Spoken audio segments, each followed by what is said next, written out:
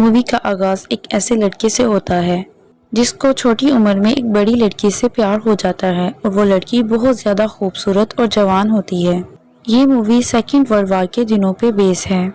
Movie کے مین characters میں Renato نامی لڑکے اور ملینا نامی لڑکی کو دکھایا جاتا ہے۔ مووی کے آغاز میں ہی ریناٹو کو ایک نئی سائیکل ملی ہے اور وہ بہت زیادہ خوش ہے۔ وہ سائیکل لے کر ایک لڑکوں کے گینگ کے پاس جاتا ہے۔ دراصل اس نے سائیکل اس لیے لیا ہوتا ہے تاکہ وہ اس گینگ میں شامل ہو سکے۔ وہ ان کو کہتا ہے کہ مجھے اپنی گینگ میں شامل کر لو۔ وہ سارے لڑکے ایک جگہ بیٹھ جاتے ہیں۔ وہاں سے ایک ملینا نامی بے حد خوبصورت لڑکی گزرتی ہے۔ اصل میں وہ سب اسی لیے بیٹھے ہوتے ہیں تاکہ ملینا کی ایک جھلک دیکھ سکیں۔ ریناٹو کو ملینا دیکھ کر بہت زیادہ پسند آ جاتی ہے۔ اس کے بعد وہ اسکول چلے جاتے ہیں جہاں انہیں معلوم ہوتا ہے کہ ملینا کا باپ وہاں پڑھاتا ہے۔ اسکول کے بعد سب لوگ سمندر کے کنارے بیٹھ جاتے ہیں۔ وہاں ریناٹو کا ایک دوست یہ کہانی سنانے لگتا ہے کہ ایک دفعہ ملینا نے اسے سگریٹ لینے بھیجا تھا اور جب وہ واپس آتا ہے تو سگریٹ اسے دینے کی کوشش کی تو ملینا اس کے سامنے نیکڈ کھڑی تھی۔ ریناٹو بھی یہ امیجن کرنے لگتا ہے کہ وہ بھی سگریٹ لینے گیا ہے ملینا کے لیے اور وہ جب واپس آیا ہے تو وہ اس کے سامنے نیکڈ کھڑی ہے۔ اس کے بعد ریناٹو اپنے باپ کی ایک پینٹ اٹھا کر آلٹر کروانے کے لیے درزی کے پاس جاتا ہے۔ اس کا یہ خیال ہوتا ہے کہ اب اسے پینٹ پہننی چاہیے تاکہ وہ بڑا لگ سکے۔ جب اس کے باپ کو یہ معلوم ہوتا ہے تو اس کا باپ اسے مارتا ہے اور سزا دیتا ہے۔ ریناٹو رات کو ملینا کے گھر کے سامنے جاتا ہے اور ایک ہول سے اسے دیکھتا ہے۔ ملینا گھر میں اکیلی ہوتی ہے کیونکہ اس کا ہسبینڈ وار لڑنے گیا ہوتا ہے۔ ریناٹو اکثر یہ سوچتا ہے کہ ملینا اس کے پاس ہے اور وہ اس کے ساتھ انٹیمیٹ ہو رہا ہے۔ ریناٹو کافی دفعہ یہ سوچ کر مینسویٹ کرنے کی کوشش کرتا ہے اور اس کے بعد ملینا کو آتے جاتے ہوئے بھی دیکھتا ہے۔ ریناٹو کے علاوہ اور بھی بہت سارے لوگ اسے آتے جاتے دیکھتے ہیں اور اس کی خوبصورتی کی وجہ سے اسے پانا چاہتے ہیں۔ ریناٹو دیکھتا ہے کہ ایک دن ملینا کسی کے گھر جا رہی ہے۔ وہ سمجھتا ہے کہ یہاں اس کا کوئی چکر چل رہا ہوگا۔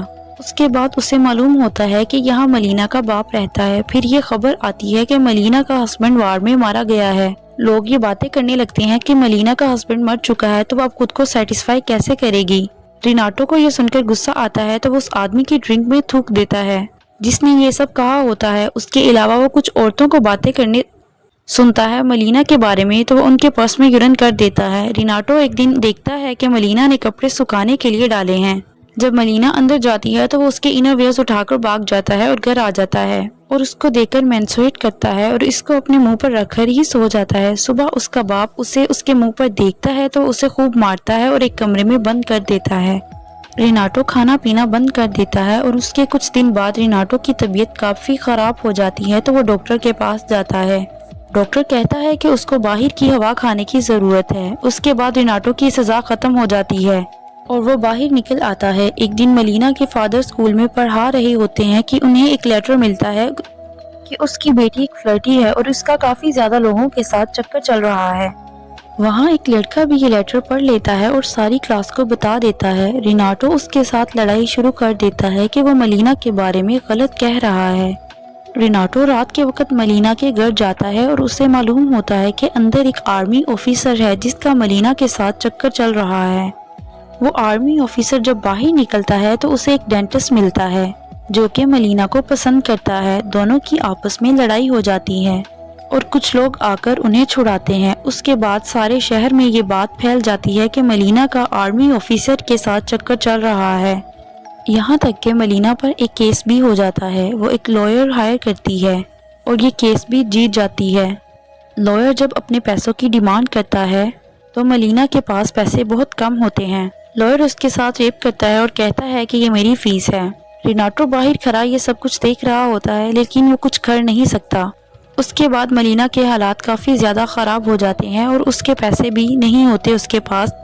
اب اس کو کھانے پینے کے لالے پڑ رہے ہوتے ہیں۔ ایک دن وہ ایک آدمی سے تھوڑا سا راشن مانگتی ہے تو وہ اسے ٹچ کرنے کی کوشش کرتا ہے۔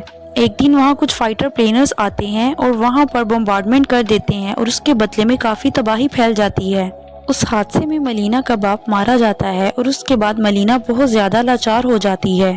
اس کے بعد ملینا پروسٹیٹیوشن میں قدم رکھ دیتی ہے۔ اپنے میک اوور کرنے کے بعد شہر میں کافی زیادہ مشہور ہو جاتی ہے۔ ریناٹو کو یہ سارا کچھ اچھا نہیں لگتا اور وہ کھانا پینا چھوڑ دیتا ہے۔ اس کی ماں اس کا کافی زیادہ علاج کرواتی ہے اور اسے چرچ بھی لے کر جاتی ہے کہ شاید اس پر کوئی شیطانی سایہ ہے، لیکن اسے اس کا باپ ایک پروسٹیٹیوٹ کے پاس لے کر جاتا ہے کیونکہ وہ سمجھ چکا ہوتا ہے کہ اسے اصل میں کیا ہوا ہے۔ اس کے بعد اٹلی وار جیت جاتا ہے اور ساری آرمی والے واپس آ جاتے ہیں۔ لوگ ملینا کو گھسیٹ کر باہر لاتے ہیں اور اس کے بال کاٹنے کے بعد اسے ذلیل کر کے چھوڑ دیتے ہیں۔ ملینا کو شہر سے نکال دیا جاتا ہے، لیکن کچھ دن بعد اس کا ہسبینڈ واپس آ جاتا ہے تو یہ معلوم ہوتا ہے کہ اس کے مرنے کی خبر جھوٹی تھی، اس کا صرف اور صرف ایک بازو ہی کٹا تھا۔ ہسبینڈ آ کر دیکھتا ہے کہ ملینا وہاں نہیں ہے تو وہ آرمی آفس چلا جاتا ہے کہ ملینا کہاں ہے۔ اسے معلوم ہوتا ہے کہ ملینا ایک پروسٹیٹیوٹ بن چکی تھی۔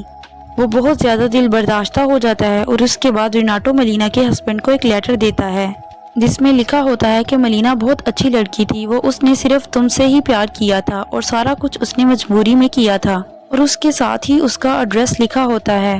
ملینا کا ہسبینڈ اسے ڈھونڈنے چلا جاتا ہے اور 1 سال بعد جب وہ واپس آتا ہے تو اس کے ساتھ ملینا ہوتی ہے اور سب کچھ بدل چکا ہوتا ہے۔ اب وہ ہی ایک جگہ ملینا کا ٹکراؤ ریناٹو کے ساتھ ہوتا ہے اور ریناٹو اسے گڈ لک بول کر آگے نکل جاتا ہے۔